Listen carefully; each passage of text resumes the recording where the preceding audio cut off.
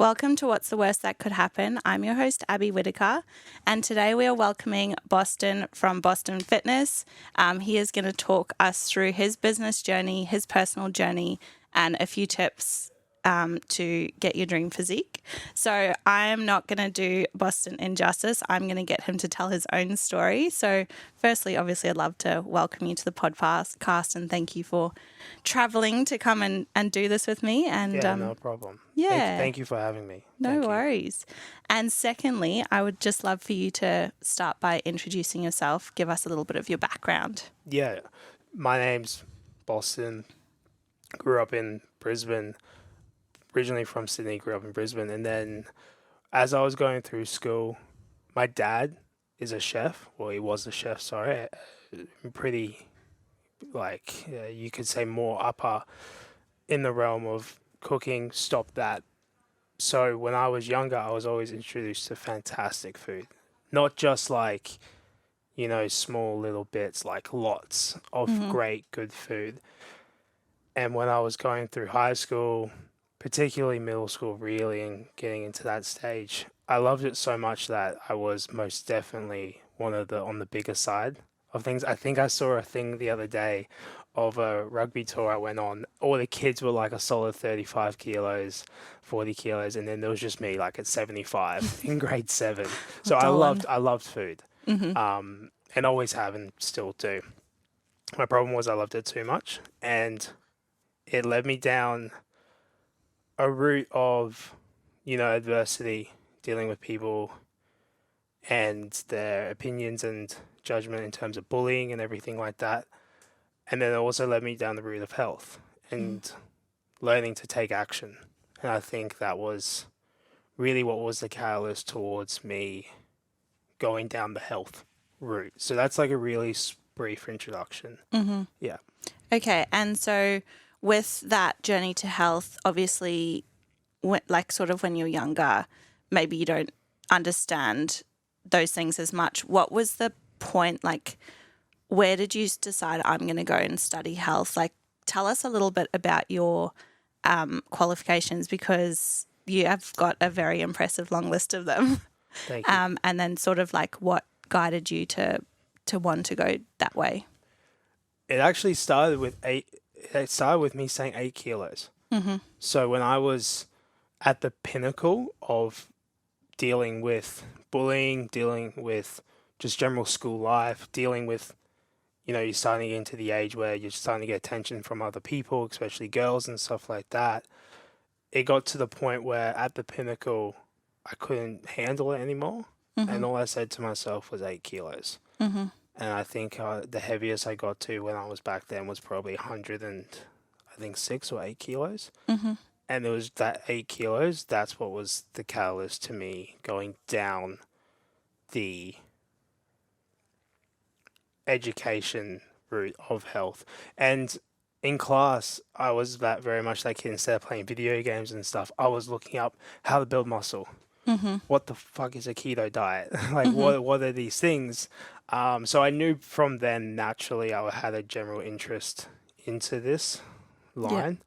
And then as I, after I went through my initial transformation, I was like, yeah, I want to make this my life. I want to study this more so I can help more, so I can know more. And from there, I went down.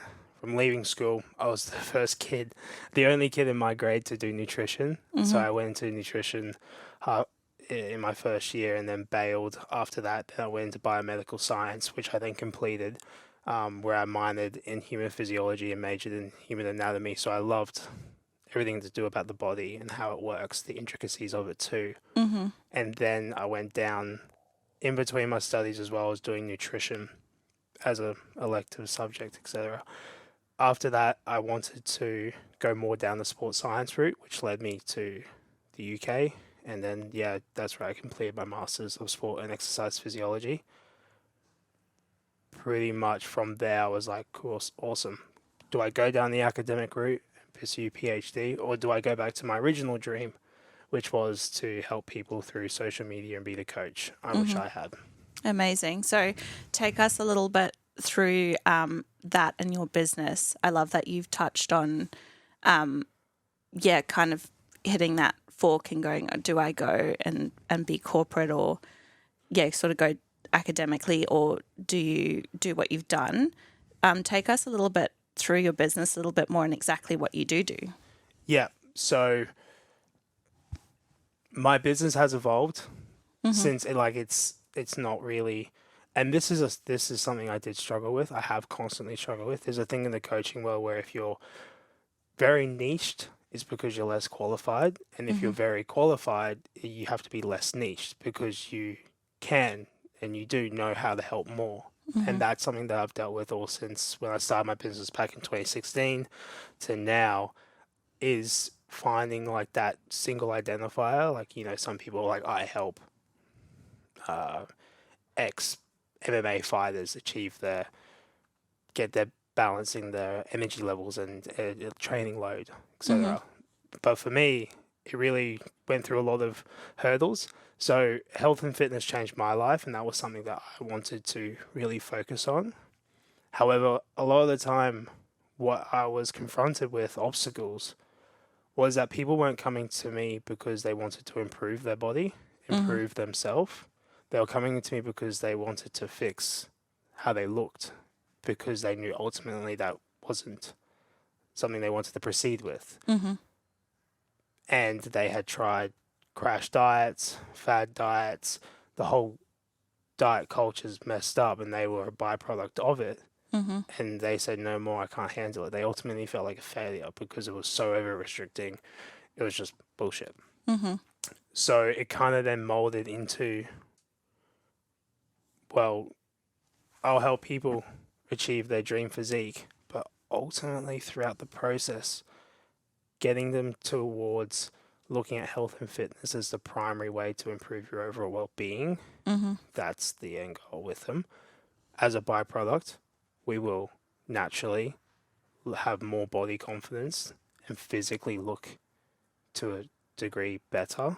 That's arguable between people. I understand that, but that's the end. That's the bottom line. Yeah. Yeah. So what you're saying is that, and I just love this, is that you actually have a more sustainable approach and a more holistic approach, but sometimes you have to package it in a way that is just catering to what people think they want, which is that, whatever their ideal body is. But you work you do underlying work that kind of taps into other parts of how the sustainable, the sustainable side. And as a byproduct, they kind of come to whatever their actual body type is, which is generally healthier than probably where they're at if they're fad dieting and stressing about that and trying to lose weight in a less in a more instant way. Yeah, a good way to put it is, have you ever heard the multivitamin painkiller analogy? No. It's like you give somebody the painkiller because they want the pain to stop straight away, but they know they should be having the multivitamin because that's what's going to bring them to sustainable achievement. The same can be said about coaching, in the sense of, everybody, not everybody, most want the dream body, the dream physique, because it's underlying them, causing them pain because they're trying so many other methods and it's causing them frustration and they're feeling like a failure. So their overriding goal is, I want to look better, I want to have more body confidence, which is mad, like, sweet, let's go. But through that process, they learn to instead love their body and love their actions and behavior because it's nurturing a better health. I think that's very important. So that's what I mean by the painkiller. I love that analogy. Yeah. It took me a while. Yeah. Because I was all multivitamin. I was so multivitamin to the point it turned people off because they're like, if I go through him, he's going to, take me through, he's not going to allow me to reach my abs or whatever it might be. So that's when I had to do a little bit of a business change, angle change. Okay. Top of the spear being the body composition stuff, but really get down to the bottom of the arrow. It's changing your life through health and fitness. I love that. So with your business, When you started, like what how did you start? Was there any challenges that you faced, or It was it something was that grew naturally? it was that 8 kilos. That was the Mm-hmm. catalyst. And I heard a really good quote the other day. It was like, you don't start something because you're passionate. You keep going because you're passionate. Mm-hmm. And it was through that, starting that 8 kilos, I built confidence in myself, knowing that I could actually do something. And then it translated to all aspects of my life. Mm-hmm. I was in no way back in the day thinking I could ever even go to university. I was told to go in the TAFE and do all that type of stuff straight away because my grades reflected that. When I fixed my health, it all changed. It was the small graded tasks over time that built my confidence and built my passion into health and fitness. And Mm-hmm. that's what naturally got me into the business I'm in now. It was that, through just generally looking into things like class and finishing gym sessions, taking care of my nutrition, taking care of myself, those small little daily things Mm-hmm. compounded, integrated more confidence, putting myself voluntary through discomfort in small doses to get to where I am ultimately now. Mm-hmm. Yeah. Amazing. And so your first step, obviously you had that catalyst of that original 8 kilos. Did you start your business by just sharing your journey? Is that how it evolved? Yeah, you could say, but it was actually my cooking. Mm-hmm. It was the food. So back in 2016, when I was starting off uni, first 3 years of uni, I was really going down the food route, where food on Instagram and stuff like that was starting to become a thing. Mm-hmm. So I was just huge into it, posting all my breakfast meals. I was up at 5 a.m. cooking, so everybody would be up at 6 a.m. watching what I've made for their breakfast and stuff. It was awesome, great culture. However, I was too young. Mm-hmm. Not too young. I wasn't capitalizing on it. Mm-hmm. I didn't have systems or processes in place to help keep it going. Mm-hmm. And my drive to learn more was way more superior than Yeah. that business aspect. So I actually self-sacrificed myself in a way to learn more Mm-hmm. and to upskill myself. And it wasn't until around 2 years ago now where I was like, sweet, business is now. Let's go business. So Mm-hmm. it took me around 7 years of like trialing things and getting better at things that were important to me. And then Mm-hmm. I was like, sweet, let's go business. Yeah. Okay, Yeah. cool. I Yeah. love that. That's actually really interesting. So you sort of started um, doing your cooking, you started to build up a following, but then you found that it wasn't really sustainable because you really wanted to focus your energy on learning. Yeah. And so is that what you mean by self-sacrifice? As you kind of... I wanted to be an account where people could come to and they're like, what he's saying isn't just random. Mm-hmm. It's deep explored within the literature from his own experience, and it's all to the betterment of that individual. Where when I was younger, and I now look back on what some stuff I was saying, I was like, yeah, I'm so glad I went down this route because I was saying stuff, and this comes back to the fad diets, and this is something we can touch on as well.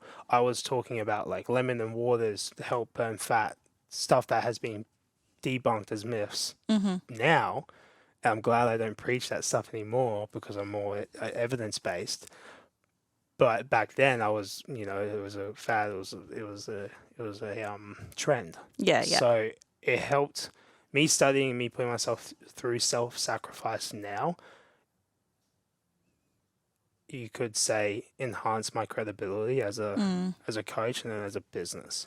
So I'm glad that I did it Yeah. because now all I need to do is get back into my cooking, which I am, and I'm very excited I to. love it. The apple doesn't fall far from the tree, I guess, with your dad being a cook as Yeah. well. Well, he's like, but like he's a good cook. Where Mm-hmm. I'm like kitchen savvy. Like Yeah. I know what I'm kind of doing. My Yeah. girlfriend will say otherwise, but I do have a good idea of what is nutrient dense, whole food, Mm-hmm. healthy meal that you can make it in a way that's not going to compromise on taste. It's going to help keep you on track, but it's not going to help make you question your existence because it's a salad with one bit of, I don't know, Tuna. bacon or tuna. Yeah, Yeah. something like that.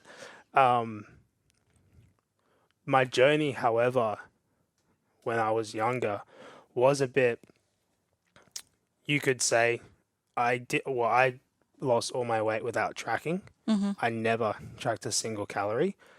I educated myself. Mm-hmm. I increased my nutritional literacy so that I knew what I was eating into my body had what effect it had, which was effective, but it also kind of led me down the route of patterns of disordered eating Mm-hmm. and struggling with like gym Mm-hmm. plateaus and everything like that. And it wasn't until after I really studied where I took a more formalized approach to my nutrition and training that I was able to achieve a shredded physique, build lots of muscle on demand, and be able to sustain it whilst living my best life too. So there were lots of reasons why I'm glad I went down the studying route before I went down to the sole business route Mm-hmm. for health in general.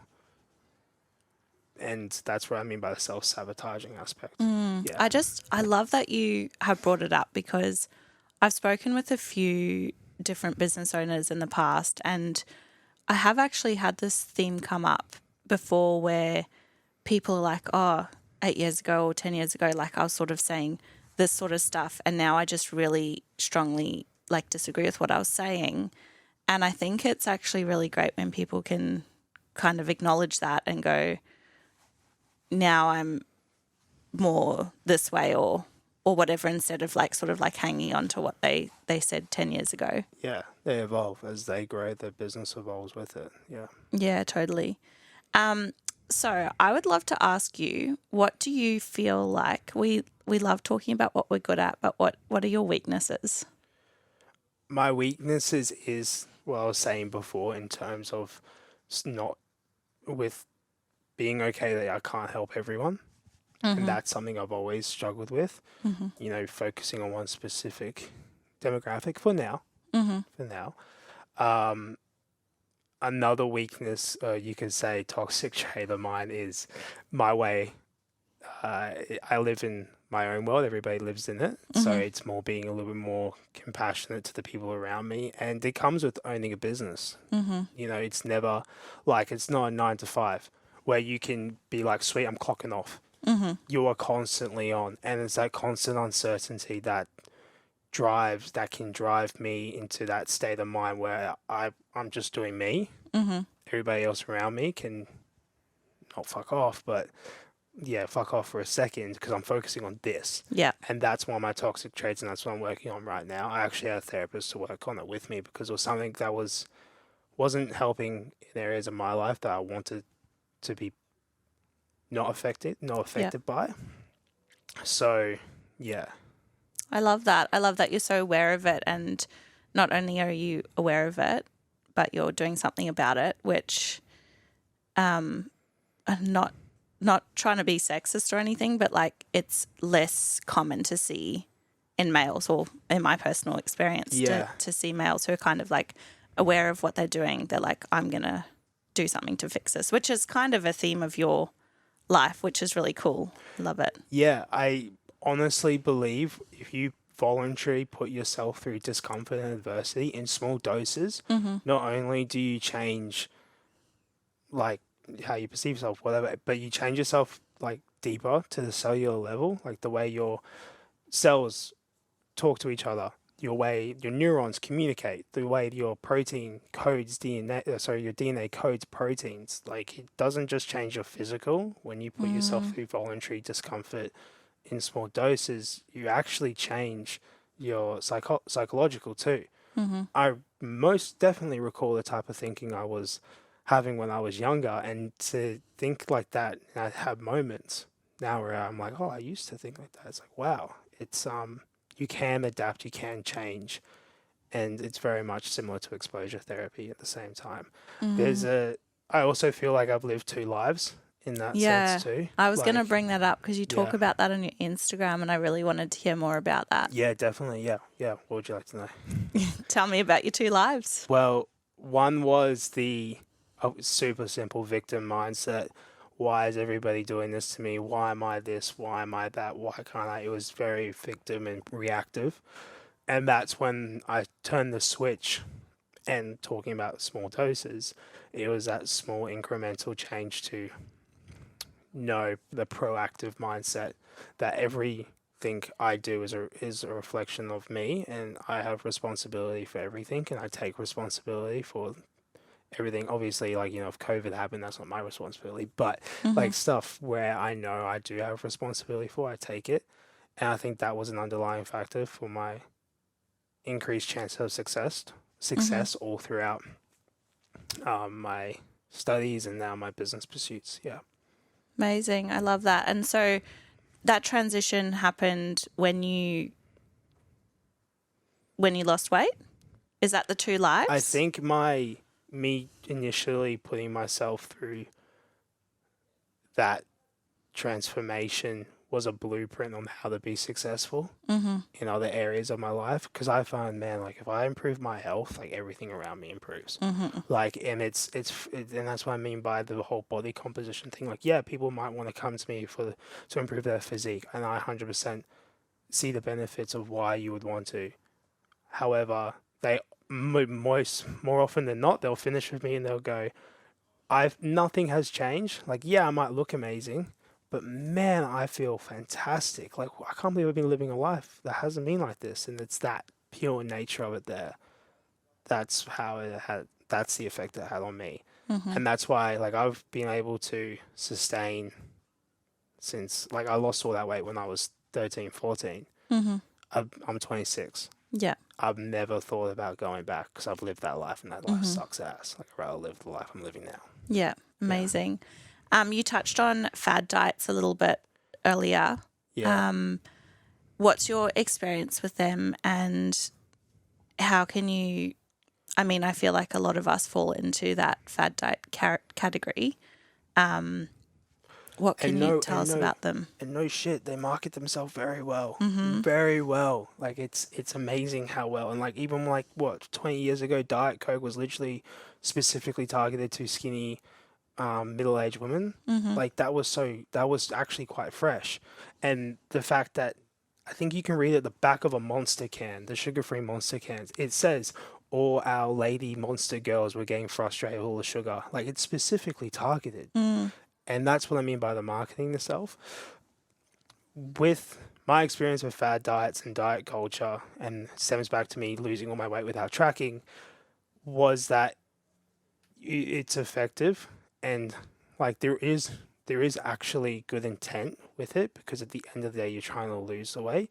It's just the way it's done is something I really don't believe in. Mm-hmm. I went through lots of, low carb diets, lots of, intermittent fasting, eating one meal a day, making sure that you avoid certain foods, gluten free, um, all that type of thing. Mm-hmm. Nothing good came from it other than more frustration and moments of where I felt like a failure.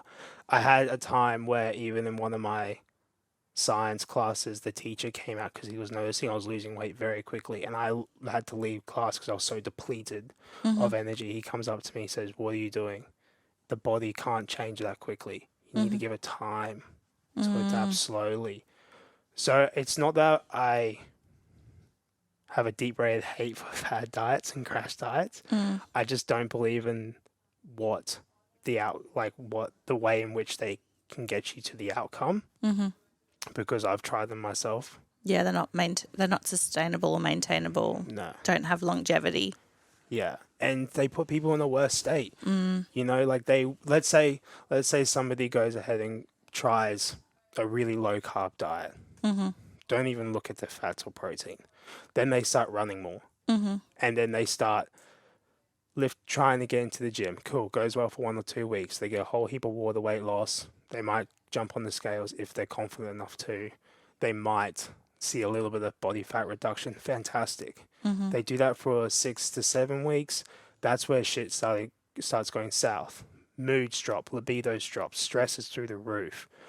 They're wondering what is the root problem, and they haven't lost any more weight. Mm. So all of a sudden they're like, "Sweet, this doesn't fucking work. I'm giving up." Mm. And then they relapse back to what you used to be, but worse. Mm-hmm. And it's that right there That's what frustrates me the most. Yeah. Yeah. So it's like you go, people see progress, they swear by something, they keep doing it, and then they just like flatline all the way back up because they just get frustrated because it's not actually working. Correct. I actually wanted you to paint a little bit of a clearer picture. Like, we understand that you have an online business where you coach people to sort of build their best physique, but it's essentially it's like doing so much more than that. Can you explain that a little bit more? Like, explain your business a little bit more? Yeah, definitely. I essentially help the willing to achieve their dream physique and sustain it. And I think that's the most important thing. I'm just going to stop you right there. Can you just tell me? I love that you said I help the willing. Yeah, Can yeah, you cool. just go into Yeah. that a little bit more?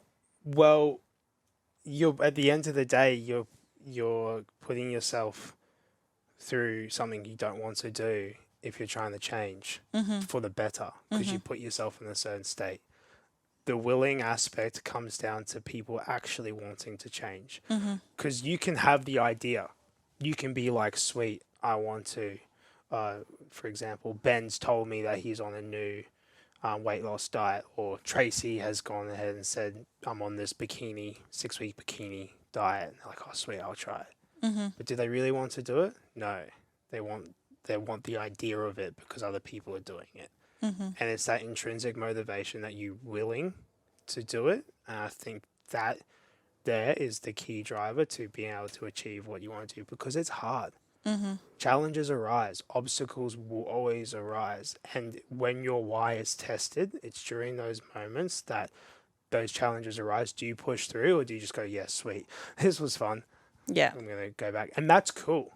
I'm not at all sitting here saying that I disagree with people doing that. It's cutting out the bullshit and looking at it from black and white. Yeah. Are you willing to make the change? Or do you want the change? Yeah. Okay. Yeah.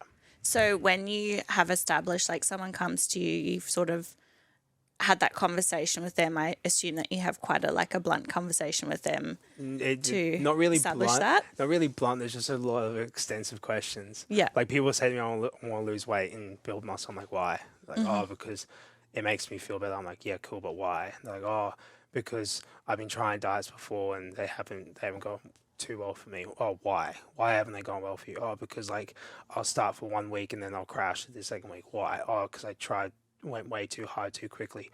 Why? Oh, because I have a all or nothing personality. I'm like, boom, sweet. Now that gives me so much more to work on.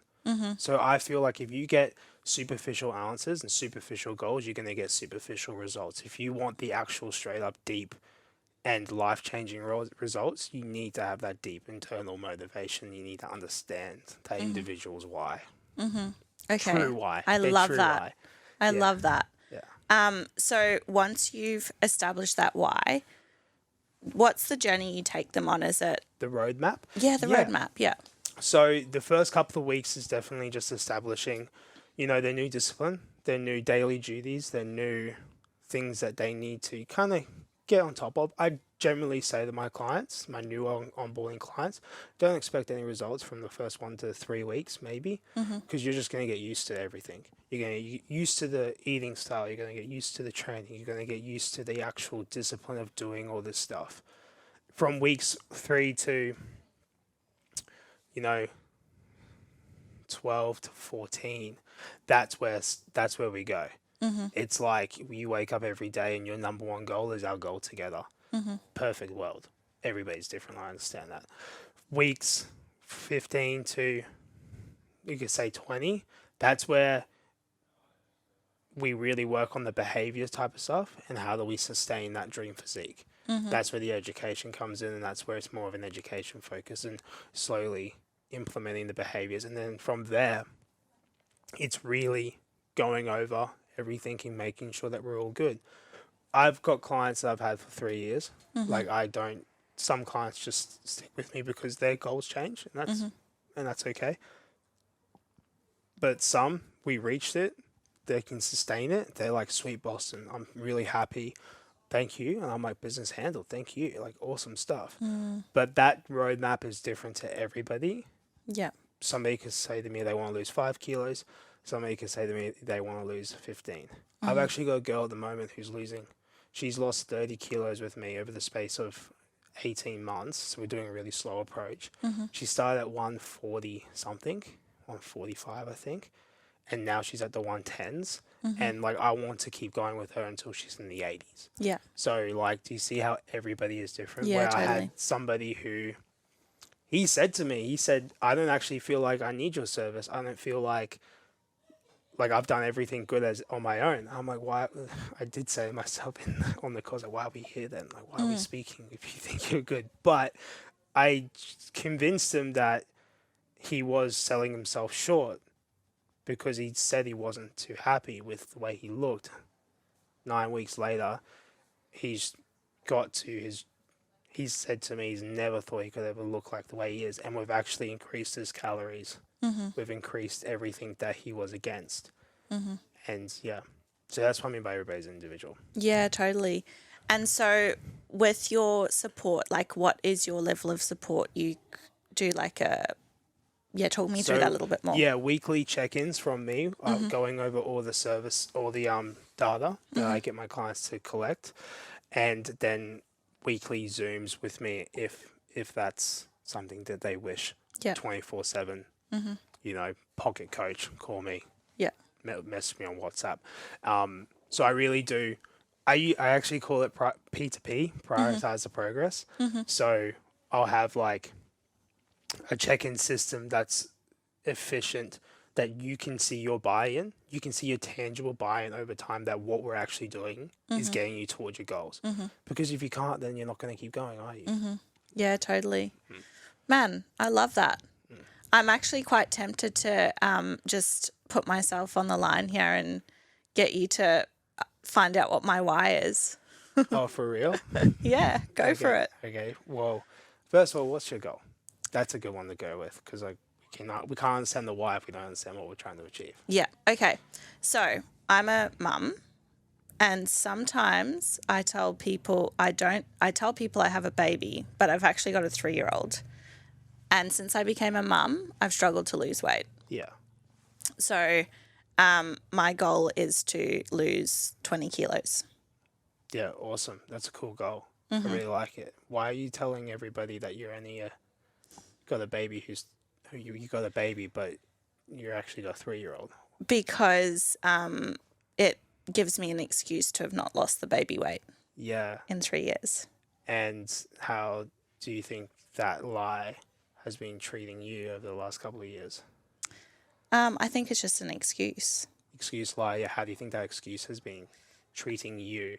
Like if you could like detach it away from yourself and be like, that's an excuse. Just like, I don't want to walk up these stairs because I don't want to. That's an excuse. If you could detach it and be like, I don't want to lose this weight because I've got a baby, that excuse. How do you think that is treating you? If we were to put you could say a cloud over you. It's probably not treating me very good. Yeah, and how does that make you feel? Shit. Yeah, it sucks, hey. Do you want to keep feeling like that? No. Then I suggest that you stop telling people that you have a baby and that you got a 3-year-old. Good way to start is just by saying to yourself, am I making a good decision towards my goal every time I eat? Every time I have moments where I'm like, I could take the stairs or I could take the lift. Stuff like that. Interesting. Yeah. I love it. Yeah. Did that? Yeah, definitely. It definitely like resonates. Yeah. Yeah. And it's hard stuff. You know, it's not at all easy to come on here and speak to somebody and be like vulnerable. Yeah, totally. I feel like my cheeks are flushed. I'm like, yeah. Yeah. And that's the hard thing. But it's those moments of vulnerability where we really get that growth and we really get towards the person that we want to become. And it's never going to be easy. Like, I have moments where I have to be vulnerable. And that's just, I think doing it more, you become better at doing it. Yeah. Love that. Thank you. Okay, well, I'd love to change pace a little bit now and get your top. So for anyone like myself, I'd love to just get like your top tips of where they could begin on like a bit more of a sustainable journey? Yeah. Food. So food. Go for nutrient dense whole foods. And that could be, for example, instead of having a chocolate bar, you could have some blueberries and some low fat Greek yogurt, for example. If you come home and you're tired, you got nothing to eat or anything like that, it's having certain foods like a can of tuna, some brown rice, potentially some sort of salad that you can make. It's like little things like that that stop you from going, oh, okay, I'm home now, let's go eat Uber. And then you're on the phone, and then you're getting some restaurant packaged goods. So And having options. yeah, and being proactive about it, you know, on top of food, being aware. Like I was saying to you before, is this decision that I'm going to make for this current moment in time where I'm about to eat, is this going to help me towards my goal? And it's being that intentional, being that aware, putting it at the front of your brain, being like that. So those are my two things in terms of food: prioritizing nutrient dense whole foods, and being more intentful, being more aware and present when you have moments of food choices to make. Love that. Can I just ask you then, this is probably a little bit controversial, but you said nutrient dense whole foods. You didn't mention like a protein bar that has certain macros or something like that. Yeah. What is your take on eating in that way? Calories are king. I get it. But the macronutrients are the queen. They matter. So if you're going towards quick, convenient sources, they're so heavily processed that the actual nutrient side of things in there have just gone. They taste good. Macros might be friendly, but the whole nutrient aspect of it, it's gone. Protein bars, awesome, convenient, but none of my clients have it in their meal plan. They're just made for quick sources on the go. But we have such a heavy reliance on ultra processed and convenient foods these days that even the question of bringing nutrient dense whole foods and protein bars is now a common thing. So people forget that you can go and get, an apple. You don't need to have a protein bar. You can go get like Greek yogurt. You can go get a canned tuna. Like, yeah, there is some processing involved in that. Don't get me wrong. And processing simply means like it's picked out of the ground by somebody. That's a process. So like that's obviously going to have process. But it's when the point the ultra process is at the point where you look at the back of the ingredients and you're seeing 20 ingredients and it says protein bar. Yeah. Or keep it clean. It's actually pretty good. I'm not going to demonize protein bar brands, but fair. There's no bad food, and there's some good macros out there. Don't get me wrong with those food groups, but to have it as a go-to for nutrient dense whole foods, something I don't suggest. Go for what you know it is, which is your fruits, your whole dairies. I was once told I was doing a 8-week challenge, and I was told by the nutritionist, I asked them, why have you put a sugar-free Snickers ice cream on my meal plan, like rather than a banana? And they said that bananas have got chemicals in them as well, but they're just not labelled. And I walked out and I never went back. Wait. So I'm clear. So she gave you a sugar-free Snickers bar instead of a banana. Well, she on my meal plan there was like a sugar-free, like it was like as long as it fits into your macros you can have it, and there was like a sugar-free Snickers bar, and I was like, oh, this just doesn't align with me. Like I really like whole foods. Like I don't understand why I can't have a banana on my meal plan. Yeah. So and that was the explanation. Macro coaches. Probably going to trigger some people. They're just lazy coaches. They actually don't know how to eat themselves. And if they do, they wouldn't be giving people those type of foods. They're trigger foods. Yeah. There's more chemicals in that to trigger that type of sugar response. They've got that much stuff in it that's designed to mask what sugar in the actual product does. So sugar's addictive. Sweetener is addictive. It's like any drug. The more you have of it, the more you need to get that hit. So you just keep on chasing this shit and you're all of a sudden like way too deep. Never have I seen somebody who has eaten mostly fruit as their sweet hit who's been overweight.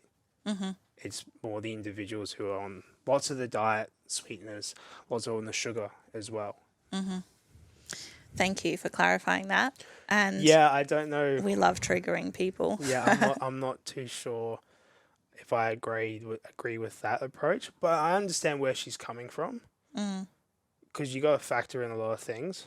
I do see where she's coming from, but yeah, as a rule of thumb, unless I have a client who's super on the go, the most I would give them, which is like processing that protein aspect, would be what are those? And it's not even processed; they're really good actually. Rockby Farms protein smoothies that you can get from Coles. Yeah. Interesting. I'll have to write that down. Okay, cool. Nutrition covered. What's tip 2? It would be training. Find, like, I understand, like, we all have a certain limit amount of time throughout the day, most definitely.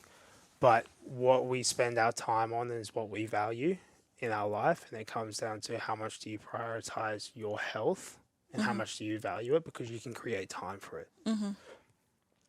Now, it can be as simple as a 20-minute walk a day, every day, from the moment you wake up before you go to bed. That will have a profound impact on your health. You don't even need to switch up your nutrition just yet. If you just start moving more, that will have such a profound impact on your health than doing nothing. So little bite-sized bits, training in the gym. If you're confident enough, if you already are training in the gym, work on going in with the intent of you've got an objective. What am I working out today? Am I doing a full body session? Am I working my lower body? Am I working my upper body? Am I changing my workout on every day? I'm not just doing the same workout. Am I consistently doing a week worth of workouts over time, or am I program hopping? Am I changing programs because I get bored or because it becomes a bit too challenging? Those little bite-sized things I've just said then will take you a long way as it is. I'm not going to sit here and be like, you need to hit this for your glute, you need to hit this for your bicep. My clients get all that, but that is something that I really strongly recommend. Daily movement, if you're doing nothing, it could be 20-minute walk. Pair it with something that you don't like. Pair it with something that you do like. It can be like, okay, I like coffee in the morning. So I'll have some coffee, I'll put on a podcast, this one, and go for a walk. Yeah. So, yeah. I love that. And then the training aspect, going in with intent. Yeah. If you're confident in the gym. Love that. And with the training aspect, what's your take on, like, say if I was just like, oh, I'm just going to set aside 4 hours a day to train?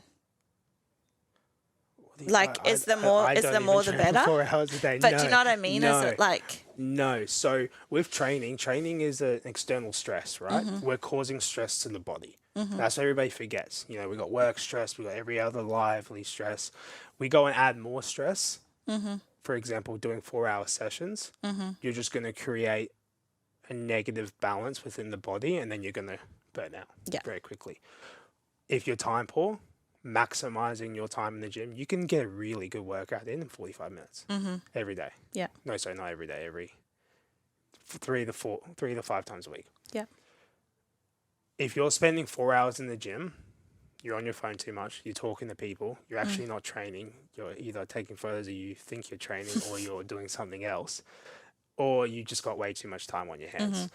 You don't need 4 hours. I spend 2 hours because I'm advanced and I'm on the extreme side. It's my job to train, to preach what I do. Yeah. But if you're spending 4 hours in the gym, you're spending way too long. It's a good way to relook at it and be like, what am I doing? Oh, I'm actually spending less time training because the intensity is too high because I don't know how to pace myself. Yeah.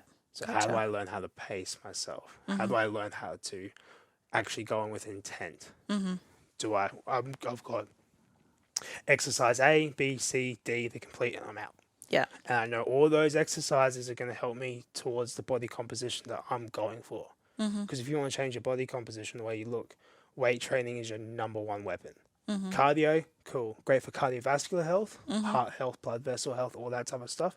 But if you really want to you really want to change your body composition, weight training, weight training, weight training. Yeah. It doesn't even need to be much. Like some people who haven't never trained before, they've got amazing. They'll get the 4 to 6 month period where they'll grow a lot of muscle quite quickly, but then they'll plateau because their newbie gains, what we call it, kind of stop.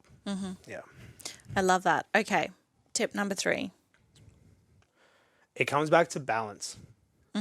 It comes back to balancing. It comes back to balancing everything well.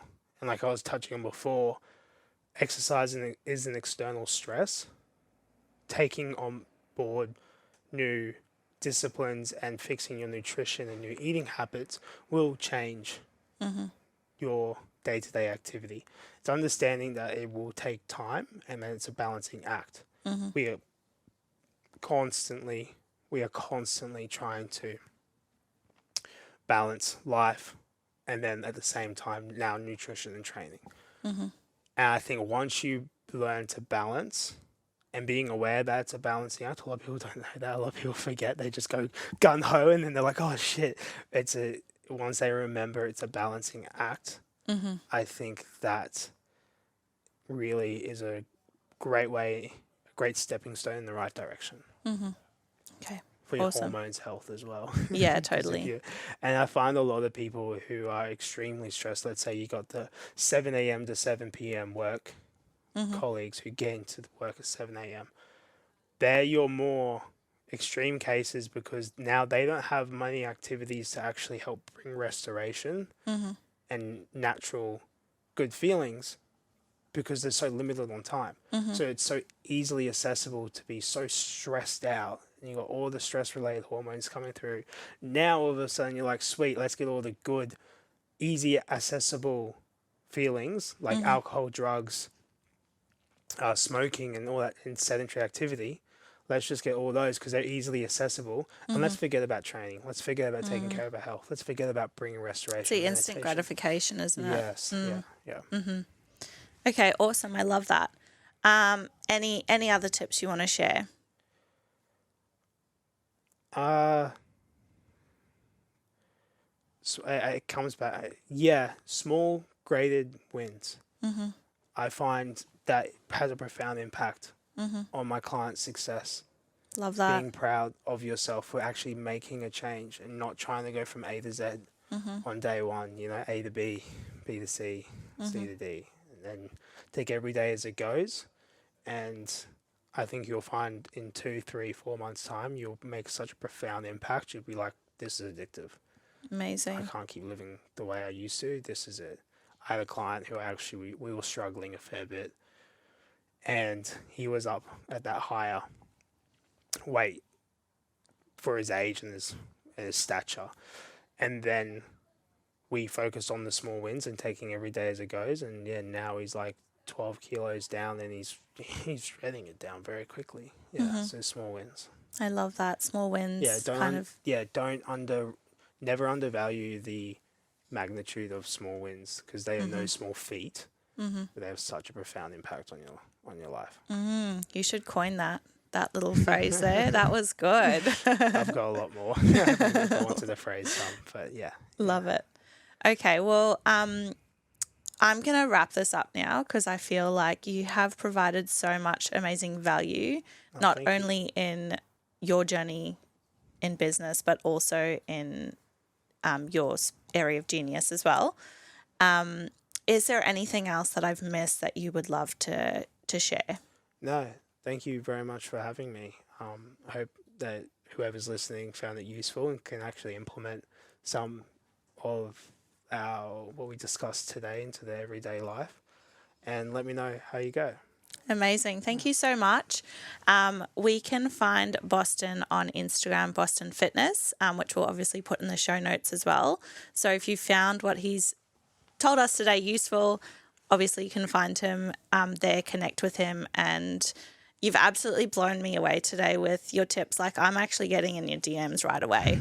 I've got his mobile number, so I'm just going to text him, get on board with Boston Fitness. But yeah, that is us for today. Thank you so much for listening, and we'll see you next week.